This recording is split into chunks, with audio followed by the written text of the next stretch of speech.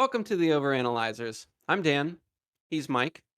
This week we got a comment in the Discord, a question, and I'll go ahead and read it. It's by Actinium226. We've talked about sleep a few times in the Discord. I'd love to hear you guys talk about it. What's your sleep schedule like? What do you do to help yourself get to sleep? How do you know when you've gotten good quality sleep, and how can you tell when you're having an off day? Is it because you didn't sleep well? What have you tried in the past? For example, getting in enough sleep, and what's worked and what hasn't? But before we begin, I'm drinking a whiskey. What are you drinking? Also a whiskey. Right? Cheers. Johnson Creek whiskey, actually. I'm drinking Maker's Mark. Oh, nice. That's a good one. Good standard. What was the first part of the question? Okay, first part of the question is, what is your sleep schedule like? Okay. So lately, and as lately I mean the past 2 or 3 weeks, my sleep schedule has been me getting in bed at about 12:30. Actually, as precisely close to 12:30 as I can manage, and then trying to kind of wind down by usually reading, and then hoping optimistically to be asleep by 1 or 1:15. So you lay in bed and then start reading. Well, not necessarily. Okay, this is part of the big sleep better project that I've been on. But that is kind of a hard rule, is that I get into bed and then I do start reading. Interesting. Go on. Yeah.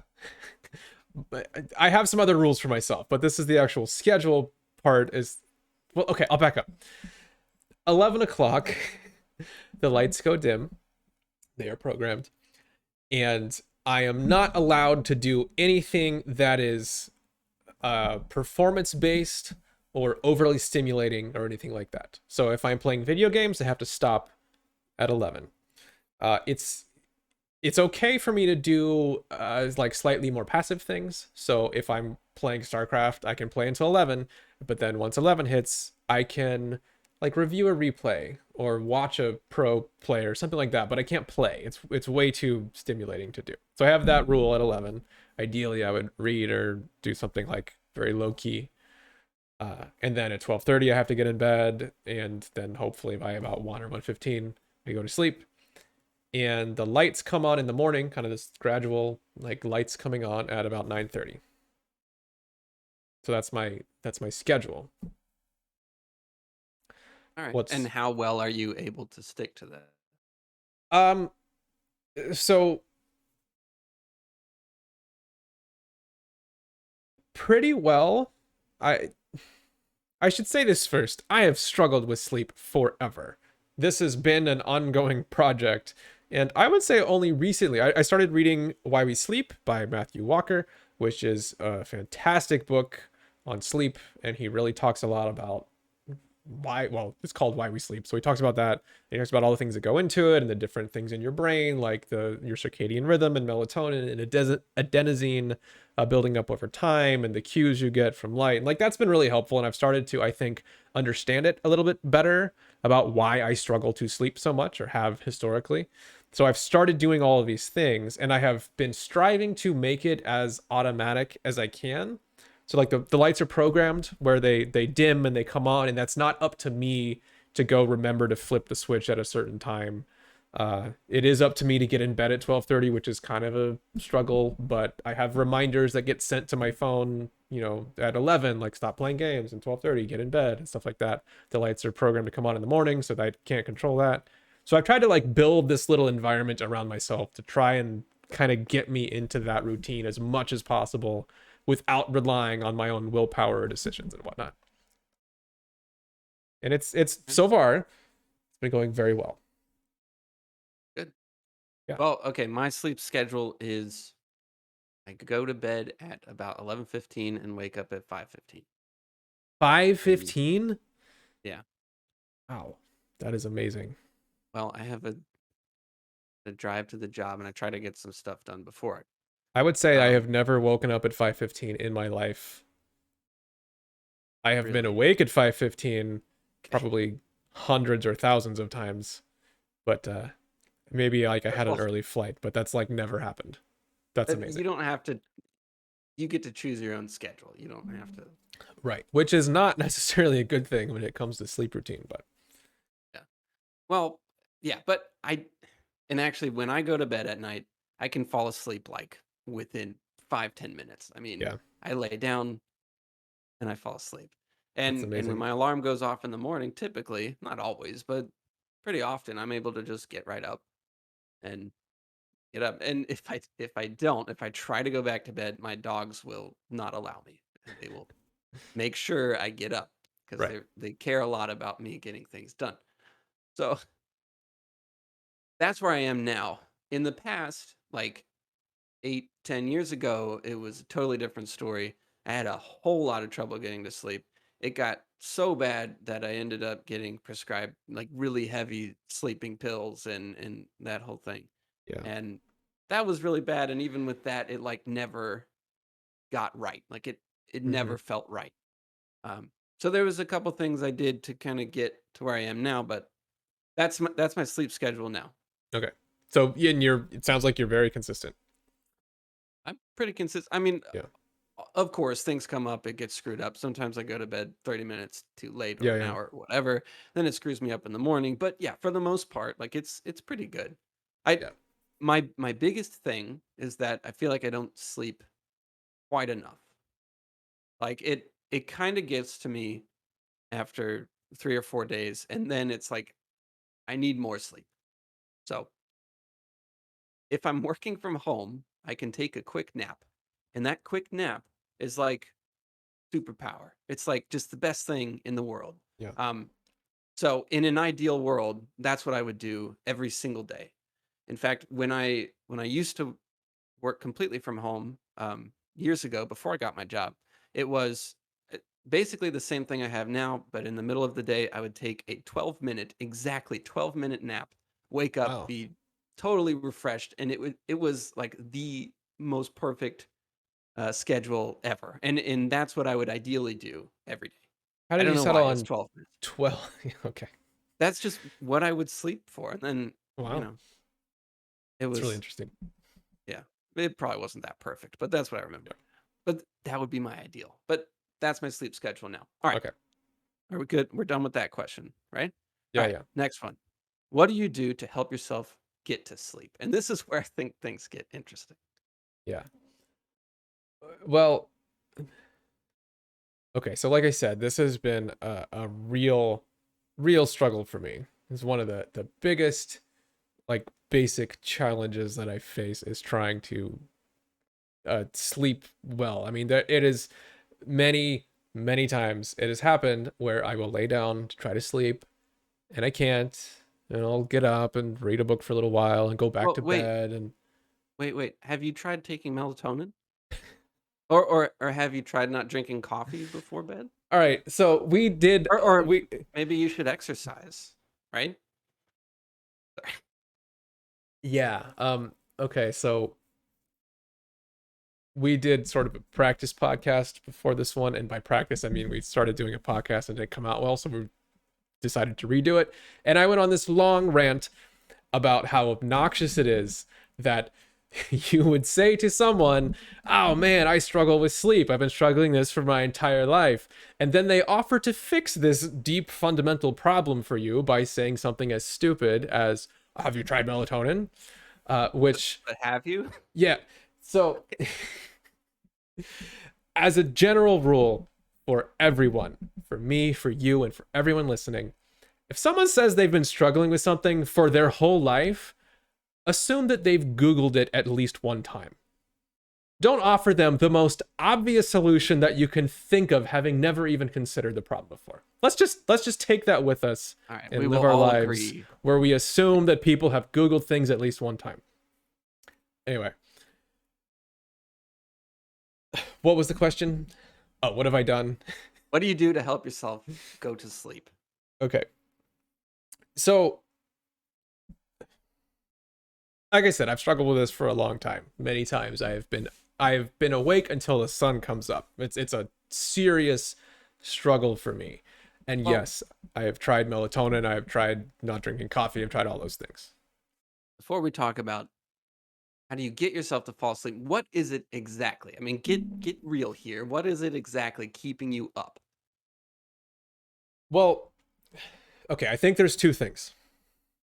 There's a whole list of things that go into sleep, right? And you can go read about them. You can, What there's what lots I of. what I mean is what is going on in your brain? What are you thinking about that's keeping you up? Well, okay, so I think two different categories of thing keep me up. One is biological. They're the circadian rhythm. That's a real thing. Like your body has some internal clock, and you can F it up. You can make it to where your circadian rhythm is like really out of whack, to where you consciously want to go to sleep at 12:30, but your circadian rhythm is like it's the middle of the afternoon. What are you doing? And your brain won't release melatonin, and it just doesn't work right. Adenosine is another chemical that we figured out is pretty important. It's like the sleep pressure chemical. It's supposed to build up over time, and by the end of the night when you get in bed, you're supposed to have a lot of adenosine in your brain. It's like, oh, making you tired. So like there's the biological stuff, and that's the Well, more straightforward thing. first, I just want to say, like, you said, oh, circadian rhythm, it's a real thing. But like, we do not give that enough credit. This is a huge thing that affects so much. And we just like me included, like I think a lot of us just say, like, oh yeah, circadian rhythm, like, Hmm. yeah, bro, like, cool. Like it's some kind I of say that all the time. right, like it's just, going with the flow or whatever. But no, this is a big scientific reason Yeah. why you fall asleep and why you can't fall asleep. And so much more than sleep. This has to do with everything. So it's very Yeah. interesting and I would love to talk way more about that, but do not discount the importance of the circadian rhythm. Like it might sound wishy-washy. It is not. Right. But okay, continue. Okay. Well, I know that's a good little disclaimer there. And I think that in on the biological front, on the trying to get my brain to do the right things and release the right chemicals and react the right way, uh, so the adenosine part of it is important, but that's a little more straightforward. If you drink caffeine, caffeine blocks adenosine. And adenosine is this thing that like it's they call it, it creates sleep pressure. It's tiredness, like it's making your brain tired. So caffeine will prevent that from making you tired. So that is important.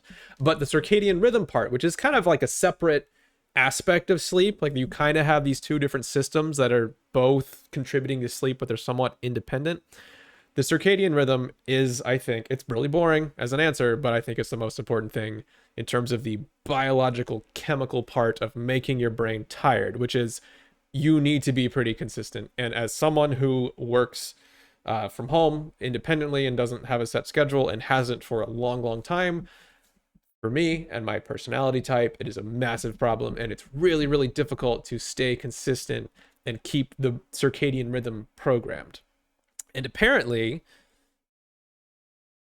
I would like to see this replicated because everyone talks about this one single experiment that these two people did. You've heard about the cave thing? The two guys who went in the cave?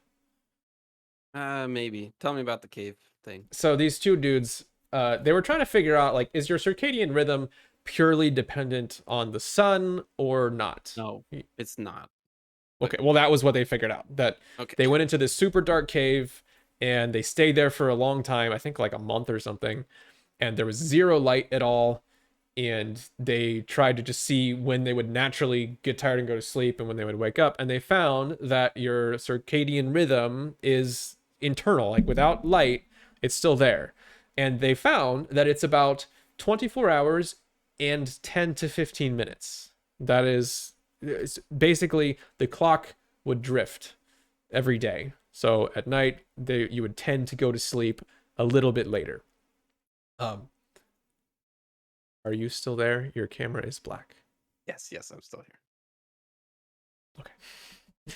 So apparently it is 24 hours and 10 minutes, which again, I kind of like to hear more about that being replicated because two dudes in a cave sounds like a little like there's some opportunity for. I can take a few weeks off and we can do this. Cool. Yeah, that'd be fun. I'd love to spend a month in a cave. Well, the way I understand it is that we respond to light, but we have that internal clock. There's so many physical things going on that the visual side of it is just a part of it. It might be a pretty big part of it, like, loss of Yeah. light, you start getting tired or whatever, but it's much more complicated than the simple like, oh, the sun's gone down. We're programmed as humans to start feeling sleepy. That's actually not how it works. So apparently, from my understanding, from reading this book and listening to random podcasts and seeing random research, is that yeah, the circadian rhythm is this internal clock that is not super consistent. Like it drifts every day, and your brain tries to set it based on certain cues. So light is a major part of that, where when you wake up and you see bright light, it's like, okay, it's morning. Yeah, this is definitely morning. There, it's kind of helps reset the clock. When it gets dimmer at night, the sun goes down, that is also helpful. But apparently your circadian rhythm can use almost anything as like a way to set it. Like if even in the absence of light, if you eat a meal at a consistent time, that can be helpful in setting your circadian rhythm. Like just Right. routine in general is actually really helpful in keeping it consistent and set correctly. And what I have experienced just from my own experiment of me is that if I have a night where I'm just up really late by 2 or 3 hours, maybe I just decide not to go to bed, or I just don't feel tired and I can't be bothered to go lay around in bed for an hour and not sleep, and I'm just up until 4, my circadian rhythm's pretty shot. And then I have far more trouble getting to sleep at a consistent time for the rest of the week. Right. That's it. Yeah, exactly. Yeah. So from a biological standpoint, like I said, there's still uh the brain won't turn off part, like the more mental part, but for the biological standpoint, being as consistent as humanly possible with the sleep schedule, I think is the most important thing. I could not agree more. But the way I guess we're talking about circadian rhythm now a little bit, but I tried to learn the name of it. If you shoved an almond into your eye and then pushed it into the brain, almond is basically that almond is called the Super suprachiasmatic chiasmatic nerve.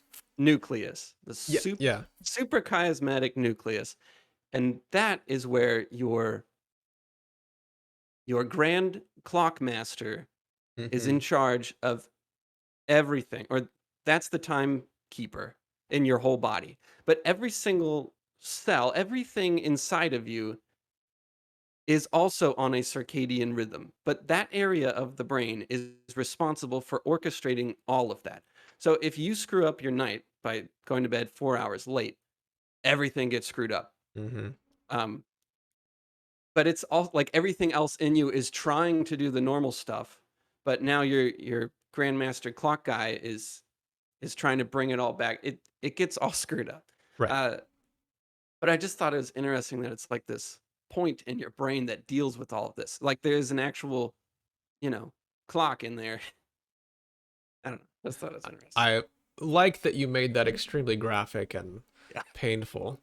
that's what came to my head. And apparently, I mean, they said it was the size of an almond, so I Yeah, had, yeah. but Right. How would an almond get there? You'd have to shove it through your eye socket, obviously.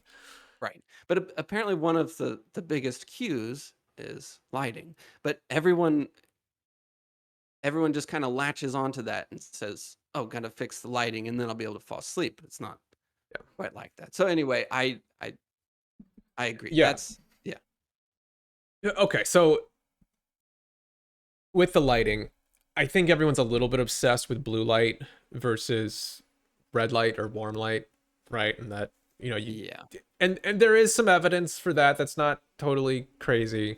And every scientist or sleep doctor, researcher person that I've heard talk about it will go, yeah, like the blue light's kind of a thing, but it's not really the most important thing. Mostly it's about your total light and your routine and everything. So I think we should maybe I have a warm light filter that is scheduled on my phone every night.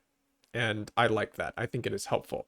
But I don't think we should be totally obsessed with that to the point where we discount all of the other environmental cues that we have. Uh, so right. I have a bunch of IKEA lights. I've talked about them a bunch of times in this podcast for some reason. They're these. I'm a really big fan. IKEA should sponsor me or something, but the trad-free bulbs from IKEA are very inexpensive. They're like $8 to $10, and you can they some of them are like the fancy color lights, but others are just the warm light, cool light. I have them all programmed to where they come on in the morning and they're kind of cooler to model daylight, and then in the evening they're programmed to dim and turn warm, and like the whole house kind of settles down and is much dimmer. And I think that's awesome. And it's not just about the color of light, but it's about the total light and about having this consistent schedule. And I actually think that's pretty helpful in cueing me and my body, and even just my own behavior of, oh, the lights are dim, I need to like wind down. I think that's been really helpful for me to calm down and head towards sleep. So For me, I love light. I love studying light. I am an artist, and I love to study it and paint it and observe it and everything. And I do not mess with or care or pay any attention to the light when I go to sleep. The only thing I do is I pretty much try to avoid my phone too much before bed. But really, I have not, and I've observed myself, and I have not noticed a big yeah, difference in my ability to fall asleep and the use of screens. I pretty much avoid it like 10-15 minutes before I go to bed, but that's it. yeah. Okay, so you have a job. It sounds like you have a pretty consistent schedule, right? Like you, Yeah, I mean, since the pandemic, the last 2 years or so, it's been on and off, going to work, work from home, whatever. So it's been kind of crazy, but right? I've kept it pretty consistent. But yeah. Yeah. So I think just in general, we all want a very simplistic answer to a complicated problem because complicated problems are very hard. And with sleep, it'd be great if you could just take a melatonin pill and then that solves all your problems. And I actually do think that melatonin is a little bit helpful. I think that warm light is a little bit helpful. I think me programming my lights is a little bit helpful. But I think the most important thing is you consistently getting to sleep at the same time. So for you, if you're always going to bed at the same time and always waking up, you don't need to mess with your lights and do all this dumb stuff that I've done because you have the most important thing in place, and that is enough to keep your circadian rhythm pretty well dialed in. For me, because of behavioral stuff and because of my own environment to where I never need to be up at a certain time or it's really inconsistent, I don't have a whole lot of my environment doesn't really force me into a very consistent sleep schedule, so I am trying to find any opportunity to help that happen. So with the light stuff, that's helpful. If nothing else, it's just a cue for me to go, oh, I need to go to bed. It's that time of night. Um, Right. And I think that's great. I yeah. mean, we all have cues. And I love the idea of my lights getting dimmer and changing color as I go to sleep. I just haven't been to IKEA in a while, so. It'll change your life. But okay, Or maybe you not. already Not answered for you. this. You may have already answered this. You said there were two reasons Yeah. that keep you up, and you said biological was one, and Right. then you listed So, that okay. and So I think I mean, I guess it's all biology at the end of the day. But so there's that, the circadian rhythm, which is part of what causes melatonin to be released at a certain time. And there's probably way more to it that science hasn't uncovered yet. And there's adenosine, which builds up throughout the day. There's the biological stuff. Big takeaway there. Don't drink coffee late at night, or, keep it very early in the day. Consistent sleep schedule. If you can change your environment to help, do that. That's the most important stuff. Um, oh, okay, sorry. Really, really quick note on melatonin. Melatonin isn't a sleep drug. It's not like a narcotic or something to where you take more and it just makes you more and more knocked out. Melatonin is just kind of like a signal to your brain to get tired. It doesn't by itself make you tired. So, in terms of dosage, if you take 5 milligrams, that might be enough to kind of signal to your brain that it should be tired. And if you lower the dosage, there's some minimum effective dose to where it will work. And that's all you need. Like, there's no benefit to taking 50 milligrams of melatonin. It doesn't make you extra super tired. It's just going to mess with the hormones in your body. So for me, I have found that 5 milligrams of melatonin and 1 milligram of melatonin both work exactly the same, which is they have a very small effect and not much else. So I take 1 milligram, doesn't make any difference. So if you're going to take melatonin at night, just find your minimum effective dose and stick with that. All right. But anyway, your question. So that's the biological stuff. The other part, which is more important, or at least as important, is just your brain state. Your brain needs to be relaxed, and that's wildly important. But you can't take a relax your brain pill, and it doesn't matter if your phone is showing blue light or orange light. If your brain is stimulated and turned on, you're not going to sleep. Well, I'm not going to sleep. I mean, maybe somebody who, is doesn't have a hard time sleeping doesn't have this issue. But for me, holy crap, that is like a very serious factor in me being able to sleep, and it's much harder to control because it's not nearly as concrete. Just as an example,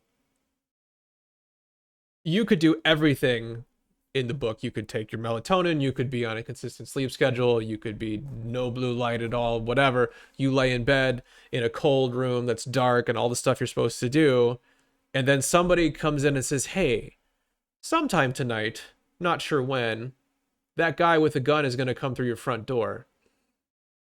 You're not going to sleep. Like, not all the chemical stuff is there, but if you genuinely believe that somebody's going to burst through your front door with a gun, you're not sleeping. Like, your brain is on and it's upset and it's, firing all the neurons, and you're just not going to be able to relax and go to sleep. Like, your brain is unwilling to shut itself off. And that's kind of an extreme example, but all kinds of things exist in between of being totally relaxed and just being anxious about something, or there's something that you just can't stop thinking about. Like, that stuff matters a ton, just how stimulated your brain is. But we don't tend to talk about that as much because it's a little bit harder to affect. Right. This was my issue. This is why I ended up on sleeping pills, and I had a bunch of insomnia issues a long time ago, is Yeah. because I could not stop thinking about everything. There's my metaphor for this was that your conscious life, your day-to-day life is like this nice, sunny, safe island in the middle of an endless ocean. Okay? It's very small, and it consists of the people you talk to that day, where you ate for lunch, the things you had to get done, the little stresses of the day, yada yada, whatever. Yeah, yeah. And it's just all that simple stuff on this safe little island in the middle of the endless ocean. But as the sun goes down, the water around you starts to rise, and it keeps rising and it keeps rising to the point where you're no longer touching the ground and you're completely enveloped in this endless ocean. And what would happen a long time ago is I would panic and I would start freaking out because I knew that all of that horrible stuff that, I mean, Mm-hmm. humans have to deal with this incredible, immense amount of really scary, terrifying realities. Like the fact that you're going to die, the fact that everyone you know is going to die. That all of these things that you never said in the past, or that you should have said, or that you wish you didn't Yeah. say. I mean, all of that stuff are like these terrifying monsters in the depths of this endless ocean. And during the day, you can stand on your little sunny island, but at night, as that water rises, you know that they finally have access to you, and you start freaking out and panicking. And so what I would do is I would flail around, and what I would actually do is turn the TV on because I was so afraid of, Mm-hmm. of thinking. And so I would watch hour after hour of TV show trying to fend off these monsters by flailing around in the water and panicking. And I would read books, or I would just get right back out of bed. I would just try to avoid this endless sea. What I realized through circadian rhythm, through your habits, through getting this into a routine, and not being afraid, if you just stay still, those monsters are not attracted to this chaotic mayhem that's going on the surface of the water. They don't even hear you. And even though you know they're there, you can just go to sleep quietly. And it's like when you're falling asleep, you try very hard not to think about all of that stuff. And it took a long time, but eventually I got to the point where when I went to bed, even though I knew all of that like really terrifying stuff was still there, I was able to feel comforted in the fact that I can deal with it at another time. I can face those monsters during the day sometime. I can face them on my own time. Like, I'm not avoiding them, I'm just putting them into a different place. And so what began to happen, if this is hopefully it's bridging into reality, but what began to happen was I would not watch TV at night. I would not read a book in bed. I would not do really anything in bed except sleep.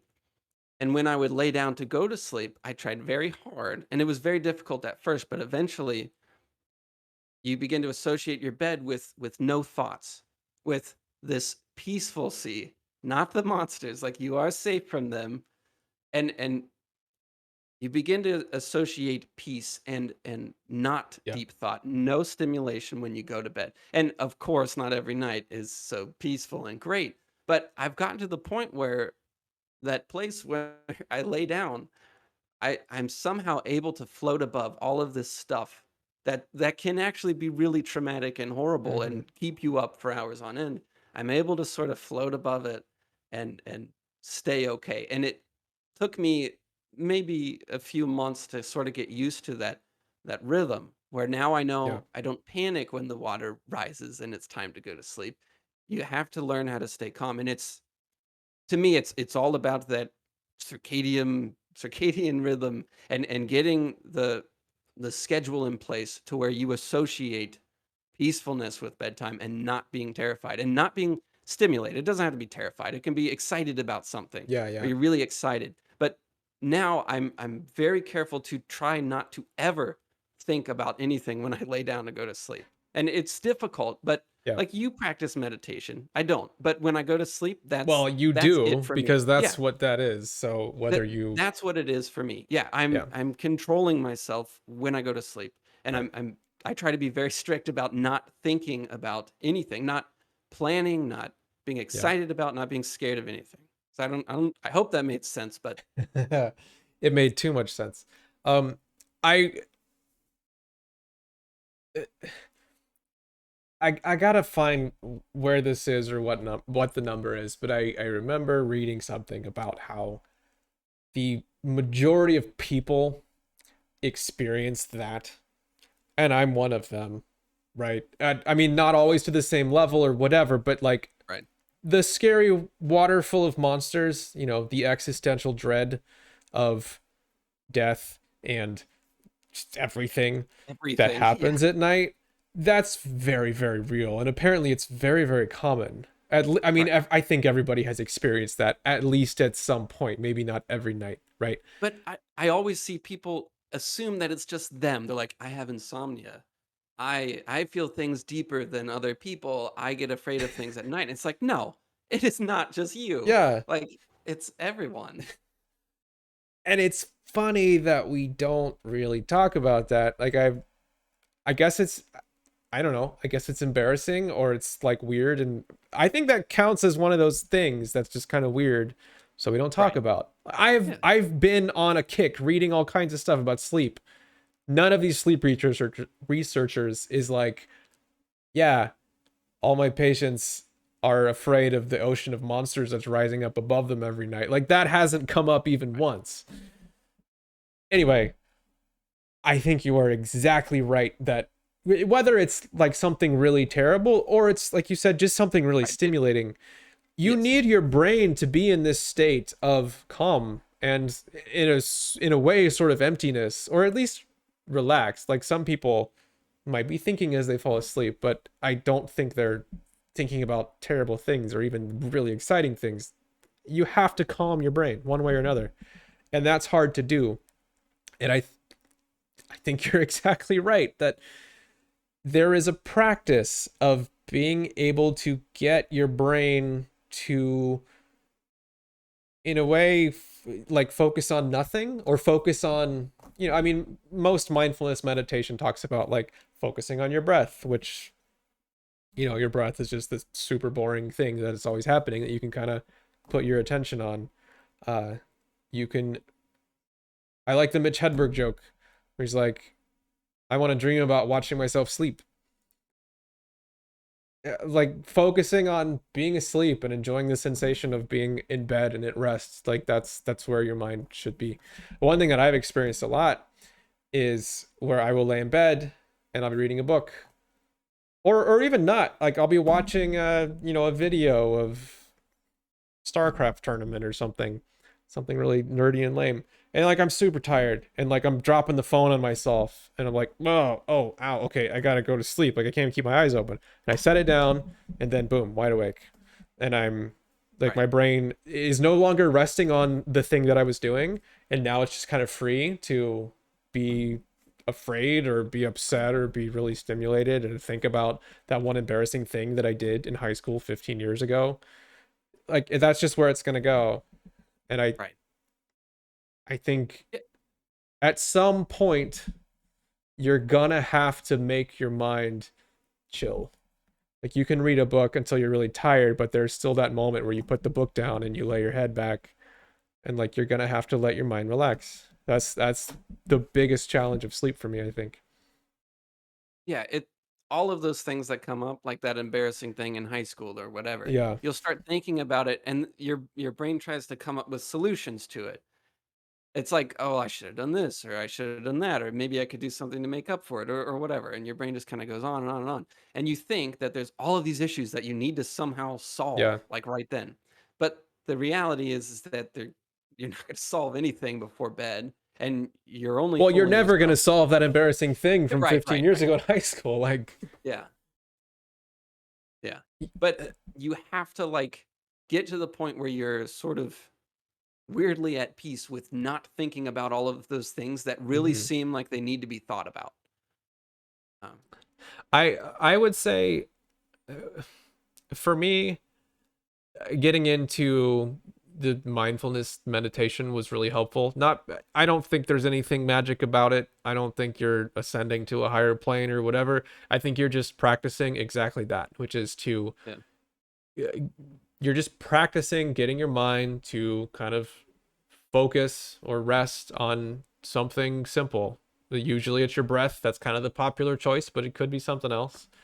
But you're just practicing that. And when thoughts and stuff comes up and your mind wants to go run down this thing, you just kind of practice not doing that and letting that thought just kind of go. And go, oh, okay, my mind wants to think about this thing, but I'm just gonna kind of go back to focusing on my own breathing, or you know, picture yeah, myself sleeping.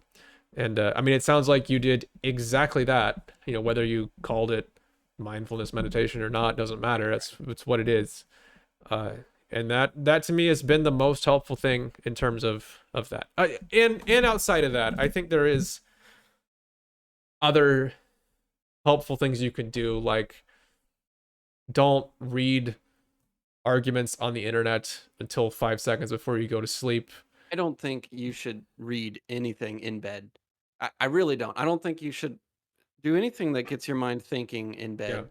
Uh, like read in a chair next to your bed, or like watch that StarCraft thing in a chair next to your bed. But when you go to bed, that needs to be yeah. associated with sleeping. Like it has to be. I'm not quite as strong on that. I do kind of enjoy I'm like not as reading in strong as bed. I'm saying, but Well, it's yeah. fine. I mean, clearly it works really well for you, so I could kind of see that either way, but maybe that is kind of the ideal, is that bed is always for sleep. So, Yeah. I mean, yeah, there's times I read in bed, but it's not much. And I try to avoid it as much as possible. yeah. Okay, let's see. Did we get to everything that Actinium asked? I don't know. I got pretty existential there at the end, so All right, I think we answered it good enough. Thank you, Actinium226, for the question. And if anybody else has any questions they want to ask us that we can answer on the show, or any topics you'd like us to discuss, people have been commenting in the Discord some really cool ideas, and on YouTube, really cool stuff. So if you want to leave us a comment anywhere or send us an email, uh, see if we can get to it. Cool. Should we summarize this whole Yeah, kind of yeah. drifting conversation? Um, here's the way I think of it now. Like I said, I've been on a journey with sleep for a long time, and we never really mentioned this, but sounds like sleep is really important. Like being able to sleep and sleep well and consistently seems like a pretty big deal. It can really affect your health and your mental state. So that like it is kind of a big deal. But here's how I think of it. I think there's a biological side. Again, everyone really loves to fixate on very simple fixes to a complicated problem. In my mind, set up your environment as much as possible and try to make sure you're being consistent. I just genuinely think that's the most important thing. So work on the biology stuff. And then the other part is the mental state stuff, which no one ever talks about because it's weird and hard. And, we don't even like to talk about the fact that, the nighttime existential dread exists, even though it's super common and happens to pretty much everybody. It's just weird. There's no pill for that, but it's the most important thing. At least I think it is. So begin to work on that. Again, set up your environment, I think, to try and make that as good as you can. Don't do stimulating, stressful things at night. Begin to practice in whatever sense, calming your mind if that's something you struggle with. And it is a little bit of a journey. It does not happen overnight, but it's, pretty important. Yeah, working out too late is a big no-no. Yeah. Don't work out too close to bed. Well, just paying attention to the things that get your brain stimulated.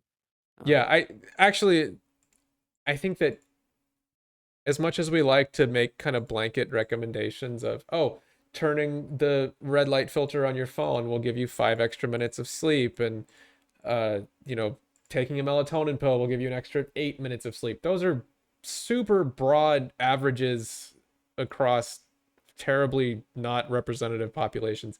Everyone is very different, and again, like with what's going on in your brain, nobody outside can tell.